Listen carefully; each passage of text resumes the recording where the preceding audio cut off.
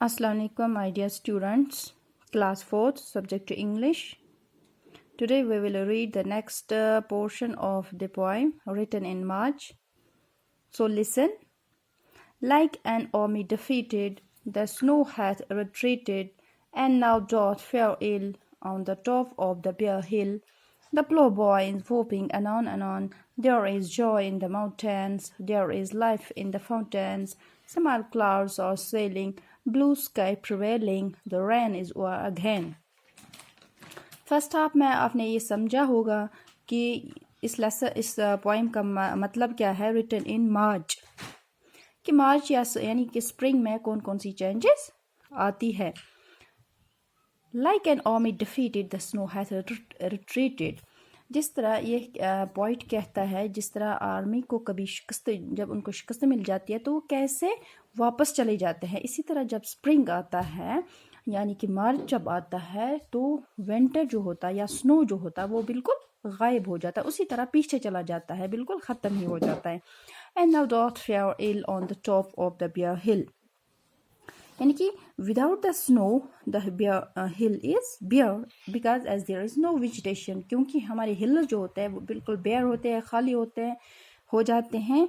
क्यों हो जाते हैं खाली? क्योंकि स्नो जब गायब हो जाता है तो वो बिल्कुल खाली हो जाते हैं, क्योंकि उनमें अभी कोई वेजिटेशन नहीं होती है.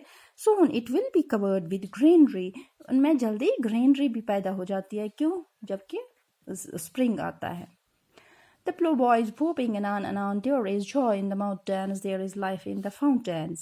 Ploughboy क्या करता है? Ploughboy मीन्स जो कि फार्म्स में काम करता है या कि यानी कि फील्ड्स में जो बॉय काम करता है उसको हम प्लो बॉय कहते हैं. वो क्या करता है? वो बहुत अपनी वो खुशी अपनी इजहार करता है, वो जंप करता है खुशी से. वो बहुत उसमें वो क्यों इतना खुश हो जाता है? क्योंकि सीज़न में जब चेंजेस होती है तो वो भी खुश हो जाता है. और जो माउंटेन्स और फाउंटेन्स होते हैं उनमें क्या होता है?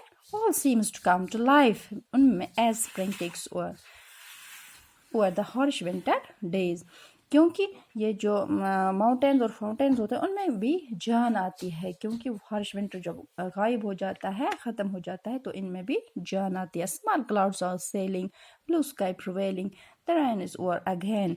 हमारा स्काई जो है बिल्कुल क्लियर हो जाता है और इसके ऊपर जो क्लाउड्स होते हैं, स्मॉल क्लाउड्स होते हैं, वो मूव करते हैं और हमारा स्काई बिल्कुल ब्लू हो जाता है. और विंटर ये जो रेन होता है उसका भी टाइम ख़त्म हो जाता है, या हम कहेंगे स्नो जो होता है उसका भी टाइम ख़त्म हो जाता है और हार्श विंटर बिल्कुल गायब हो जाता है. किसके?